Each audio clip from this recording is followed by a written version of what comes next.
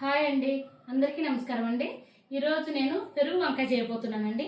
వంకాయలు తీసుకున్నానండి, అన్ని ఒకే సైజు వంకాయలు తీసుకున్నా. నల్ల వంకాయ అండి, పొడవు వంకాయ. ఈ వంకాయలు తీసుకున్నా.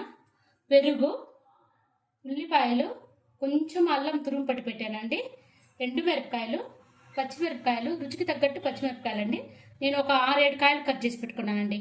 జీలకర్ర, కరివేపాకు అండి, ఉప్పు, పసుపు అండి, ఆయిల్, నెయ్యి 2 వేసి పెట్టుకున్నానండి. ఆయిల్ కొంచెం, నెయ్యి కొంచెం 2 కలిపి వేసేసుకున్నా. దాంట్లో జీలకర్ర, పచ్చిమిరపకాయ, ఎండుమిరపకాయ వేస్తున్నానండి. కరివేపాకు వేస్తున్నా.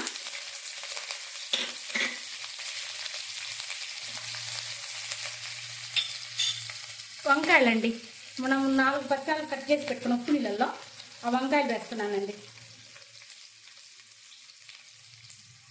చాలా సింపుల్గా ఉంటుందండి. పెరుగు వంకాయ చాలా టేస్టీగా ఉంటుందండి.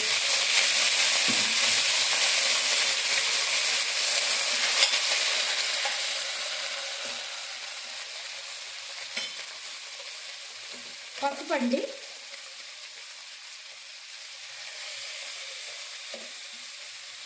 రుచికి తగ్గట్టు ఉప్పు అండి.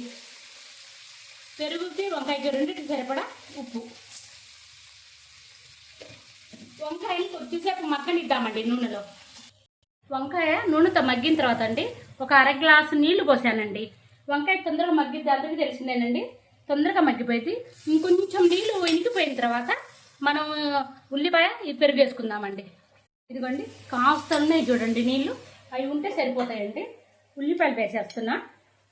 ఈ ఉడకక్కర్లేదండి, పచ్చివే బాగుంటుంది. అల్లము, తురుము పట్టిన అల్లము, ఉల్లిపాయలు వేసేసానండి. ఒక్కసారి అక్కడ కలిపి వేసుకొని స్టవ్ ఆఫ్ చేస్తున్నానండి. స్టవ్ ఆఫ్ చేశాను. స్టవ్ ఆఫ్ చేసినాక పెరుగు పోస్తున్నానండి.